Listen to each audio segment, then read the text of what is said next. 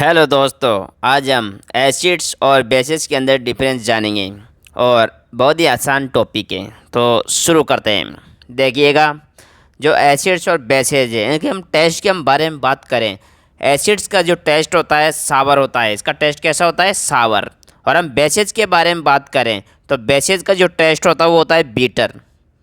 सावर का मतलब क्या होता है, खट्टा, और बीटर का मतलब होता है कड़वा।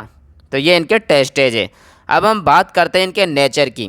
एसिड का जो नेचर होता है वो कोरोसिव होता है, और बेसिस का जो नेचर होता है वो फील स्लिपरी होता है। मतलब फील स्लिपरी का मतलब है साबुन जैसा लगता है। और एसिड का जो कोरोसिव होता है मतलब ये किसी और दूसरे मेटल पे रिएक्शन करके या किसी अदर मेटल पे रिएक्शन करके ये उसको ख़राब कर सकती है।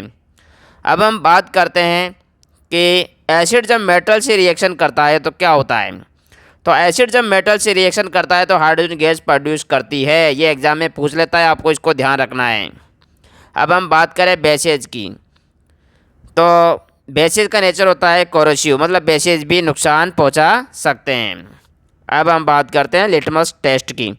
तो देखिएगा, जो लिटमस पेपर होता है दो कलर के होते हैं, एक तो रेड कलर का होता है, एक ब्लू कलर का होता है। जो ब्लू कलर का है उसको अगर हम एसिड में डालेंगे तो उसका कलर कैसा हो जाएगा, रेड हो जाएगा। अगर उसका कलर रेड हो जाता है इसका मतलब वो एसिड है। और हम बेसिस के बारे में बात करें, अगर मान लो रेड कलर का लेटेस्ट पेपर है, अगर उसको हम बेस में डाल दें तो उसका कलर कैसा हो जाएगा, ब्लू हो जाएगा। तो हम समझ जाएंगे कि वो बेसिस मतलब वो बेस है। अब हम एक रिएक्शन देख लेते हैं इसकी, कि जब जो एसिड है, एसिड जब बेसिस से रिएक्शन करेंगे तो क्या होगा, तो वाटर और सॉल्ट बनेगा। जब एसिड बेसिस से रिएक्शन करता है तो वाटर और सॉल्ट बनता है। इस रिएक्शन को हम बोलते हैं न्यूट्रलाइजेशन रिएक्शन। इसे न्यूट्रलाइजेशन रिएक्शन हम क्यों बोलते हैं, क्योंकि जब एसिड और बेस जब रिएक्शन करते हैं ना, जब एसिड और बेस जब रिएक्शन करते हैं तो ये दोनों क्या होते हैं, न्यूट्रलाइज हो जाते हैं। मतलब अपनी प्रॉपर्टीज़ को ये खो देते हैं और ये वाटर और सॉल्ट बना लेते हैं, इसलिए इसको न्यूट्रलाइजेशन रिएक्शन बोलते हैं। अब हम बात करते हैं बेसिस की। अगर बेसिस को किसके साथ मिक्स कर दिया, एसिड के साथ मिक्स कर दिया। अगर बेसिस को एसिड के साथ मिक्स कर दिया तो जो बेसिस की जो प्रॉपर्टीज है, जो उसका बेसिक नेचर है, वो क्या हो जाएगा, लेस हो जाएगा, कम हो जाएगा। तो हमने एसिड और बेसिस के अंदर क्या जाना, डिफरेंस जाना। बस इतना सा इन्फॉर्मेशन आपको पता होना चाहिए, और बाकी आपको कुछ एग्जाम्पल भी पता होना चाहिए। जैसे हम बात करें एसिड के एग्जाम्पल्स, एसिड में दो तरह के होते हैं, वीक एसिड है ना, और स्ट्रॉन्ग एसिड।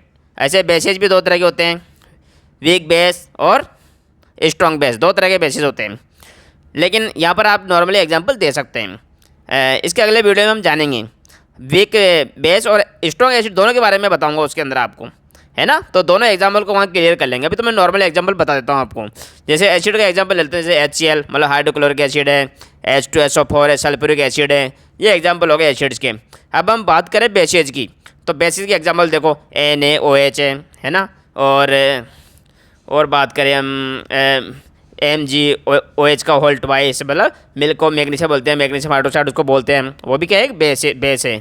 तो ये एग्जांपल है। तो आपको एसिड बेस के बारे में, मतलब जैसे आपसे एसिड के बारे में पूछे ना, तो आप एसिड के बारे में इतना लिख दीजिए आप। अगर आपको बेसिस के बारे में पूछे तो आप बेसिस के बारे में लिख दीजिए, तो दोनों का हो जाएगा। और साथ में इनके एग्जाम्पल आप दे दीजिए, है ना।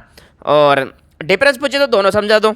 तो इस तरह से हमें करना होता है ना। तो यहाँ पर देखो, और एक चीज़ आपको हमेशा याद रखनी है कि आपसे जब भी कभी डेफिनेशन पूछे ना, जब भी आपसे डेफिनेशन पूछे, एग्जाम्पल आप जरूर लिखें, क्योंकि एग्जाम्पल लिखना बहुत ज़रूरी है, क्योंकि वो डेफिनेशन को क्लियर कर देता है ना। अगर आपको वीडियो अच्छा लगा है तो आप इसको शेयर करें। और एक चीज़ और याद रखें आप, कि आप मुझे कमेंट जरूर करें आपको वीडियो कैसा लगा, ताकि मुझे इससे मोटिवेशन मिलेगा। मैं और वीडियो बनाऊँगा उसके, मतलब जो आपका क्वेश्चन रहेगा ना उसको ध्यान में रख के मैं वीडियो बनाऊँगा। ठीक है, थैंक यू।